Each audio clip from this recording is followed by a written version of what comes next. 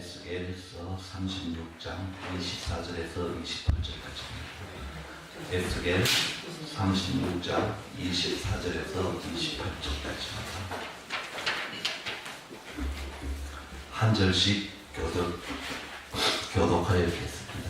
내가 너희를 여러 나라 가운데서 인도하여 내고 여러 민족 가운데서 모아들고 고국 땅에 들어가서 맑은 물을 너희에게 뿌려서 너희로 정결하게 하되 곧 너희 모든 더러운 것에서와 모든 우상 숭배에서 너희를 정결하게 할 것이며 또 새 영을 너희 속에 두고 새 마음을 너희에게 주되 너희 육신에서 굳은 마음을 제거하고 부드러운 마음을 줄 것이며 또 내 영을 너희 속에 두어 너희로 내 율례를 행하게 하리니 너희가 내 율례를 지켜 행할지라. 내가 너희 조상들에게 준 땅에서 너희가 거주하면서 내 백성이 되고 나는 너희 하나님이 되리라. 아멘.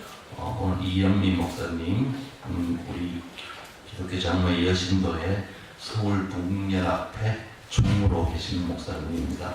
목사님 나오셔가지고 부드러운 마음이라는 제목으로 우리들에게 은혜를 내주시겠습니다. 감사합니다.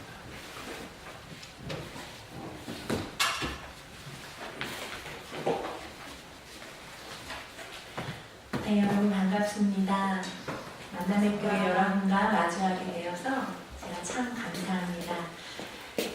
교회 이름이 중요해요. 참 중요한데 만남의 교회 하면 왠지 하나님을 자연스럽게 만날 수 있을 것 같고 또 사랑의 성도들을 만날 것 같은 그런 따스함이 느껴집니다. 제 느낌이 맞죠? 아멘. 네. 보통은 설교 부탁을 받으면 부담감이 아주 큽니다. 좋은 말로 하면 저희가 거룩한 부담감이라는 말을 하는데 사실은 말이 거룩한 부담이지 설교 부탁을 받은 그 순간부터 설교를 마치는 그 순간까지 굉장히 부담이 큽니다. 더군다나 저처럼 기관 목회라고 하는데요. 기관 목회하는 사람들은 현장 목회하는 분들하고 달라서 설교를 하는 기회가 많지 않기 때문에 그 부담은 더 크게 되고 신경을 더 쓰입니다. 그런데 이 만남의 교회가 주는 그 이름 덕분인지 제가 말씀을 준비하면서 하나님의 말씀을 대언한다는 것이 저한테 굉장히 설렘과 또 기대, 기쁨으로 다가왔습니다. 더군다나 오늘이 예수 그리스도의 부활을 맞이하고 처음 만나는 주일이잖아요. 그래서 더 저와 여러분이 이 시간 하나님의 말씀으로 온전히 하나 되기를 간절히 축원합니다. 저희 교회에서는 말씀에 앞서서 늘 이렇게 성도의 인사를 나눕니다. 목회자가 여호와의 선하심을 확신하기에 그러면 성도 여러분들이 서로 마주 보시면서 잘 되고 있습니다 라고 인사를 하거든요. 뭐라고 인사하신다고요? 잘 되고 있습니다. 네, 한번 우리 해볼까요? 여호와의 선하심을 확신하기에 잘 되고 있습니다. 네, 잘 되고 있습니다. 네, 잘 되고 있습니다. 전혀 어색해하지 않으시고 저희 교회 성도님들처럼 너무 자연스럽게 잘하시는데요. 제가 이제 다른 교회 설교를 하러 갔을 때 저희 교회는 처음에 말씀이 앞서 이렇게 인사를 합니다. 그리고 했더니 어느 교회는 굉장히 쑥스러워하시면서 서로 마주보고 잘 되고 있습니다 해야 되는데 그냥 저를 보시고 잘 되고 있습니다 이렇게 하시는 거예요. 그래서 제가 굉장히 당황했던 그런 기억이 나거든요. 근데 역시 만남의 교회 여러분들은 그 성도 간에 사랑이 가득해서 그런지 너무 자연스럽게 잘 되고 있다고 이렇게 인사해 주셔서 감사합니다. 사실은 서로 잘 되고 있습니다 라고 하는 그 고백이 우리가 입으로 시인한 그 고백대로 우리의 삶에서 잘 되게 하신 하나님의 은혜가 함께 하실 줄 믿습니다. 네. 저는 평일에는요 여신교회 서울 북연합회 총무로 사역을 하고 있고요. 그리고 주말에는 경기 중부노회 가은교회 김보현 목사의 사모로 또 있습니다. 농담 삼아서 제가 평일에는 총무 목사 놀이 그리고 주말에는 사모 놀이 이렇게 얘기를 하는데 그뿐만이 아니라 명절에는 며느리 놀이, 그리고 아이와 함께 있을 때는 엄마 놀이, 친정 식구들하고 함께 있을 때는 딸 놀이, 이렇게 저는 365일을 놀이라고 생각하면서 지냅니다. 그러다 보니까 웃음이 더 많아지는 것 같고요. 그리고 거친 말과 원망보다는 좀 부드러워지고 또 그런 말을 많이 하고 상대방에 대한 이해가 많이 생겨나는 것 같더라고요. 그래서 저는 개인적으로 이 부드럽다라는 말을 참 좋아합니다. 제 인생 신조가 부자유친입니다. 부자유친 하면 여러분들이 떠오르는 뜻 있으시죠? 근데 저의 부자유친은 다릅니다. 부드럽고 자상하고 유연하고 친절하게 살자. 이게 저의 신조입니다. 부자유친. 기억해 주세요. 부드럽고 자상하고 유연하고 친절하게 살자. 어떻게 보면 한 흐름과도 같은데 딱딱하고 거칠고 굳어있는 것 때문에 병이 생기게 돼요. 몸도 마음도. 그래서 우리가 신앙생활을 하고 하나님의 사람으로 그리스도인으로 살아간다라고 하는데 이 거칠고 딱딱한 것들을 부드럽게 하는 것만큼 중요한 일도 없는 것 같아요. 그래서 몸이 굳으면 우리의 마음도 굳고요. 반대로 마음이 굳어 있으면 우리의 몸도 굳어 있습니다.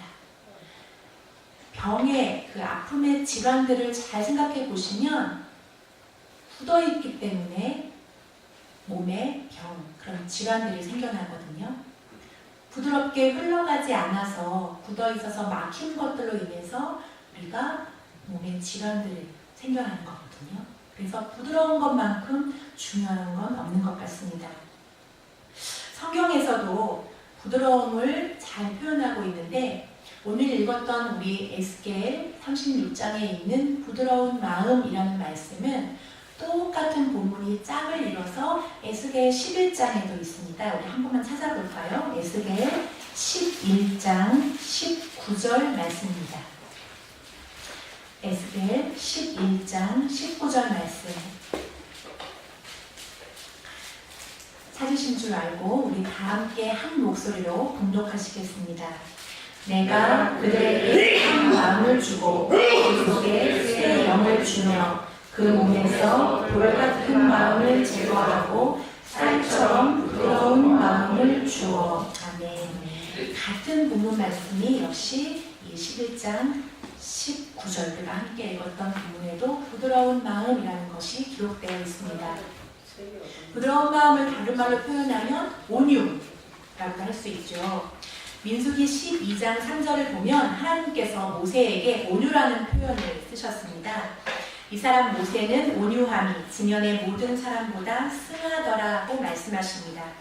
한없이 넓고 자비로운 하나님의 마음에 가장 가까이 간 사람 모세라고 할 수 있습니다. 온유한 것에 관한 기록은 산상수훈에서도 땅을 기업으로 받을 자의 축복이며 또 갈라디아서에는 성령의 9가지 열매 중에 온유가 들어있지요. 하나님의 마음과 우리의 마음을 일치시키는 데 닮아야 할 가장 중요한 내용 가운데 하나가 이 부드러운 마음, 온유라고 할 수 있겠습니다.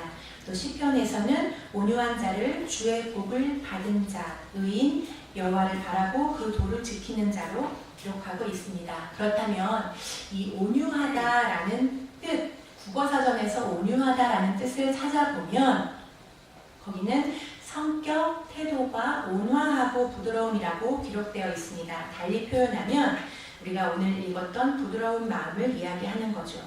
따라서 온유함은 살같이 부드러운 마음을 의미하고 있습니다. 따뜻하고 다정하며 인자한 마음을 말합니다. 그런데 헬라어 원어에 이 온유라는 것을 보면 헬라어 원어에는 프라우테스라는 말을 쓰거든요. 근데 이 프라우테스는 부드럽기 때문에 한없이 약한 것, 그것이 아니라 자신의 강한 능력을 다스리고 통제할 줄 아는 의미에서 온유라는 말을 사용합니다.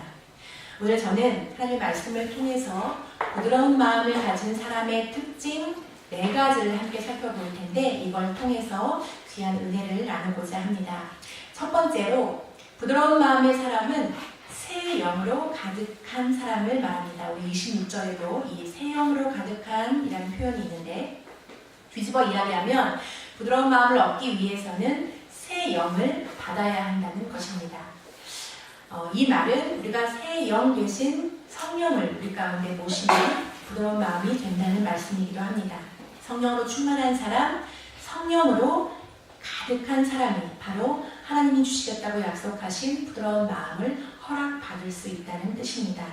이 자리에 참여하신 우리 만남의 교회, 저와 여러분 모두가 이 부드러운 마음을 갖기를 간절히 소망합니다. 우리 만남의 교회는 안 그러실지 모르겠지만 일반적인 그 개신교 성도들이 입버릇처럼 하는 말이 있습니다. 성령 충만하기를 원한다. 내가 성령 충만을 받기를 원한다. 그런 말을 참 많이 쓰는데, 이 충만하다는 뜻, 이제 여기 지금 이렇게 컵이 준비되어 있는데, 보통 이 컵이 저와 여러분이라면 이 컵에 물이 가득 차서 충만하다라고 할 때 그 충만, 막 흘러서 넘치는 것을 우리가 많이 생각을 하잖아요. 흘러 넘치는 것.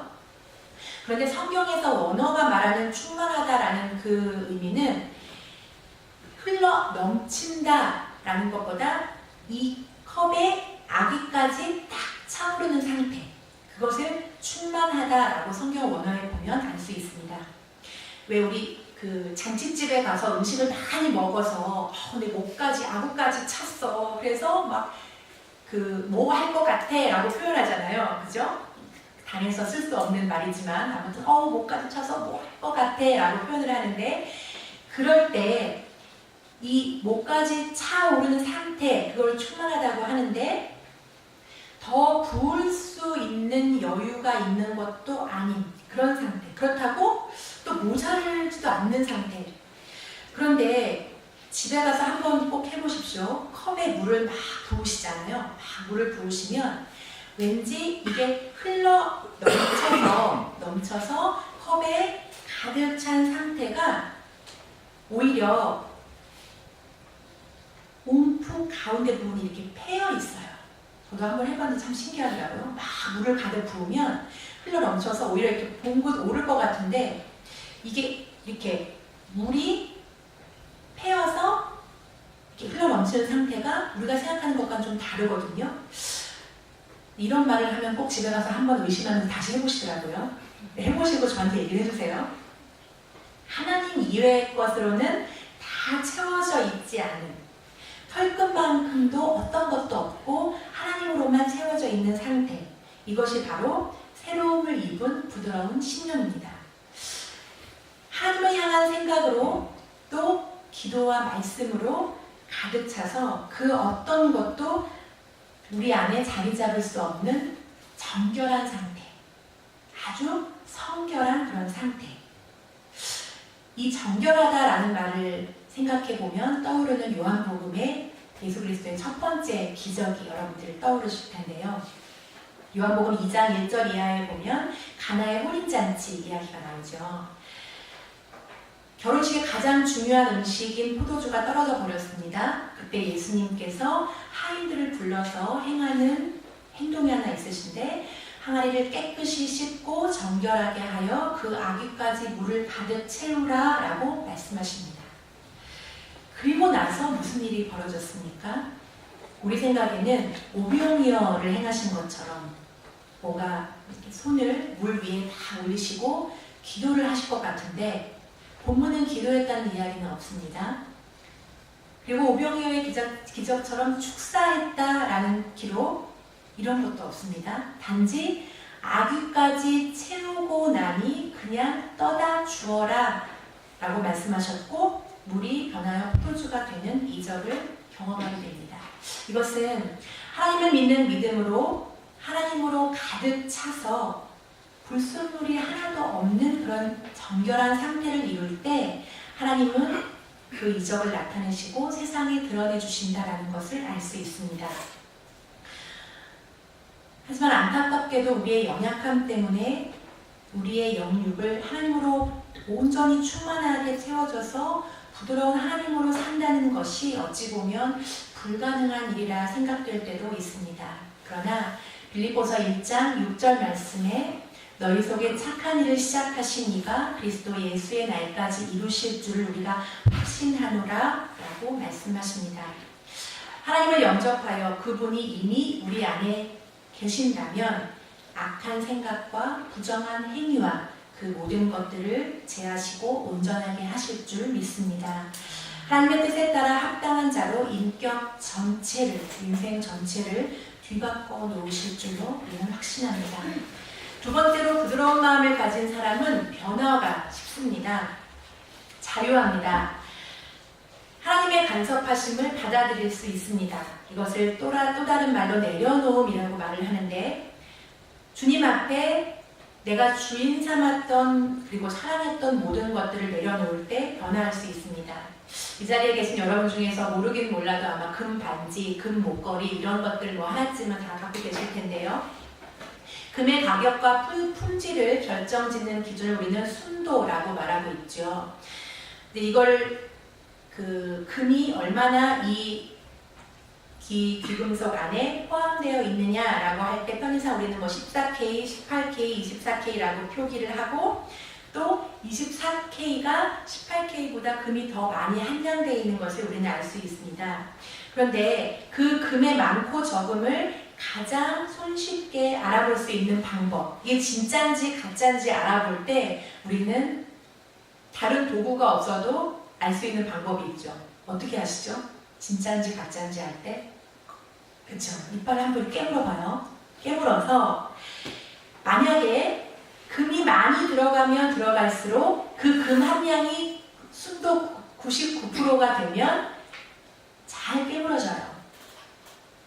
반대로 이물질이 많이 섞여 있으면 섞일수록 단단해서 잘 깨물어지지 않습니다. 하나님의 영으로만 가득한 사람은 부드럽기 때문에 날카롭고 살기가 감도는 것이 아니라 그 안에 부드러움으로 충만해 있습니다. 무르다는 것, 순도가 높다는 것은 변화하기 쉽다는 말이고요. 원래의 모습으로 회복된다는 그런 말씀입니다. 하나님께서는 하나님 자신을 토기장이로 비유하십니다. 그러므로 우리는 토기장이가 창조하신 진흙이고요. 진흙된 우리가 토기장이인 하나님이 원하시는 모양대로 변화되어야 합니다. 진흙이 토기장이를 향해서 저는 절대로 변하지 않을 겁니다. 그리고 당신이 나를 만드신 이 모양대로 살지 않을 겁니다.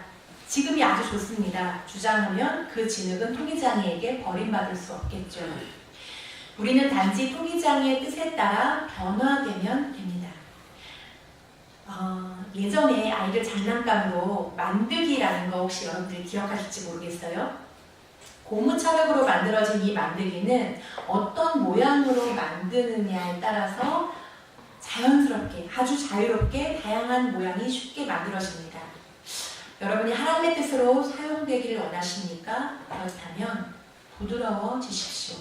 하나님께서 사용하시기에 편한 존재, 만드기가 되시기 바랍니다. 그리하면 하나님의 역사가 여러분을 통해서 일어날 것입니다. 부드러운 사람, 하나님의 영으로 충만한 사람은 하나님의 뜻에 합당하게 변화되는 것을 두려워하지 않습니다. 예전 것만을 고집하지도 않습니다. 하지만 도리어 하나님의 뜻하신 바를 우리의 계획대로 수종하기를 원합니다. 이런 삶을 살다 간 분이 바로 예수 그리스도이십니다. 그는 근본 하나님과 본체이셨으나 우리를 구원하기 위해서 종의 형체를 입고 이 땅에 태어나시고 병자를 얻기 위해 병자의 모습으로, 이방인을 얻기 위해 이방인의 모습으로 육신의 질고를 아파하며 고통받는 이들을 구원하시기 위해 친히 질고를 지신 분으로 우리 곁에 오셔서 다시 사신 분이십니다. 하지만 우리는 어떻습니까? 우리는 나 자신, 우리가 살기 위해서 카멜레온처럼, 때로는 박쥐처럼 변신을 거듭합니다. 그러나 하나님께서는 우리를 너무나 사랑하셔서 변화를 거듭하십니다. 하나님의 손길이 머무는 자리자리마다 하나님의 도구로 쓰임받기에 편리한 하나님의 도구로 우리가 변화되기를 간절히 소원합니다. 하나님께서 사용하시기 원하는 방법을 따라 변화시키시고 힘과 능력을 주셔서 우리로 능히 감당케 하실 줄로 믿습니다. 세 번째 부드러운 사람은 작은 일에도 감동합니다. 과학 시간에 우리가 이제 끓는 점이라는 것을 배웠던 기억들이 있으실 텐데, 물만 가스레인지에 올려놓고 끓이면 쉽게 끓습니다. 그런데 여기다 여러 가지 재료를 된장국을 끓인다 그러면 가진 그런 양념을 넣으면 그럴 때 더 높은 열과 온도 그리고 시간이 필요합니다. 이걸 달리 표현하면 하나님으로 온전히 채워진 성령의 사람은 주변 작은 변화에도 민감하게 반응할 줄 아는 은혜의 사람이라는 것입니다. 하나님으로부터 오는 메시지, 이것들에 아주 민감하게 반응하는 사람입니다. 이웃의 아픔에 함께 아파할 수 있고 또 기쁨이 곧 나의 기쁨이 되는 사람, 하나님을 향해서 나의 감각이 열려있는 사람, 하나님의 뜻에 따라서 내 감각이 열려있는 사람을 말합니다. 이와 달리 하나님이 이외의 것으로 채워진 영혼은 그 삶의 감격과 기쁨, 감사가 없고 늘 나만 은혜받지 못했다고, 나만 축복받지 못했다고 불평하게 됩니다. 하나를 허락받고는 양이 안 차서 감사하지 못하여 더 많은 것을 요구하기에 바빠집니다. 잔잔하게 다가오는 하나님의 은혜는 너무 약하다고, 약해서 은혜가 아니라고 말합니다.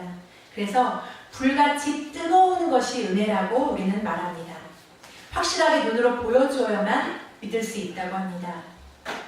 이런 사람들은 생활 속에서도 많이 가져야만 행복하다고 이야기합니다. 그러나 가진 것이 많다고 해서 행복한 것만은 아닙니다. 누구나 밖에 술 탈 일이 생기시면 오늘은 어떤 옷을 입을까 고민하실 텐데, 옷 가지 수가 적을 때는 고민할 일이 별로 없습니다.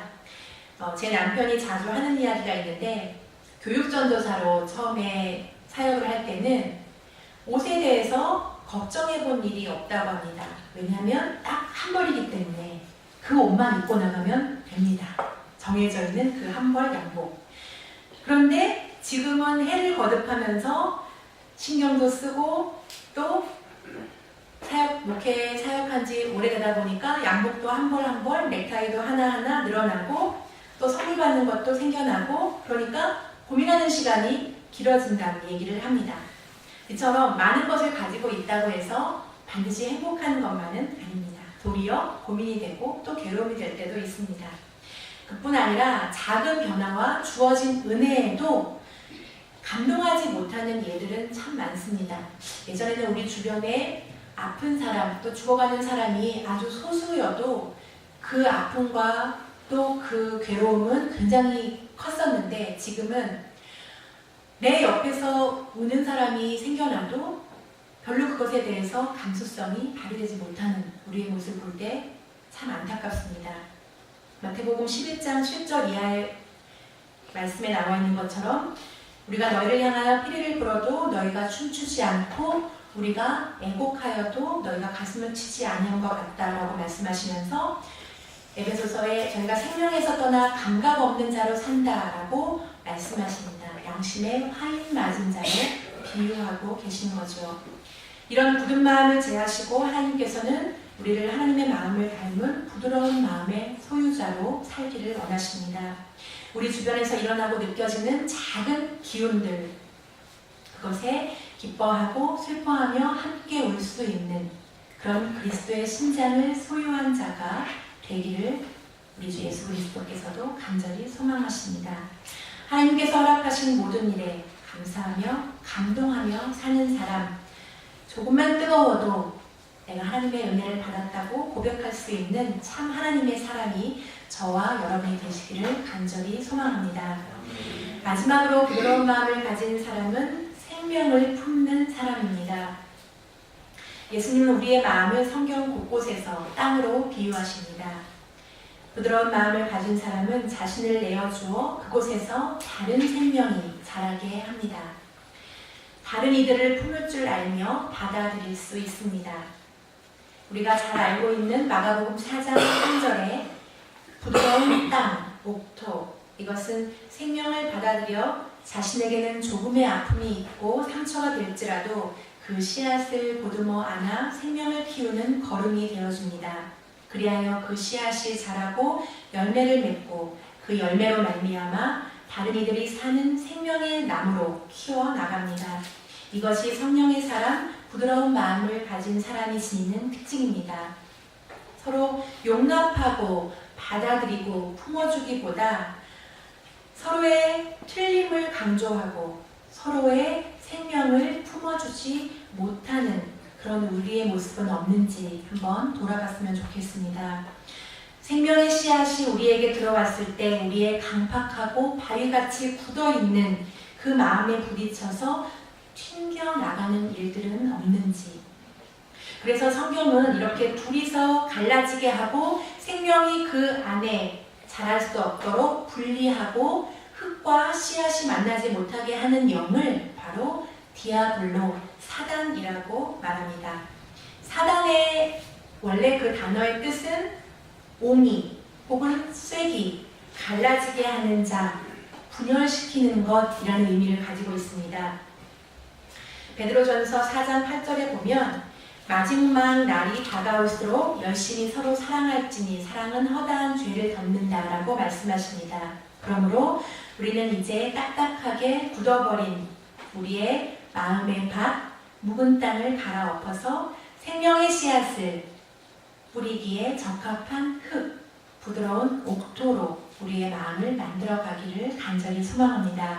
그럴 때 비록 더디기는 할지라도 생명의 씨앗을 우리 속에 담아주실 것입니다. 우리가 서로를 용납하고 받아들이고 품어서 생명의 열매를 꽃 피우고 그 열매로 만민이 사는 하나님의 축복의 시작이 되며 하늘과 땅이 만나는 그런 축복의 통로가 되는 저와 여러분이 되기를 간절히 소망합니다.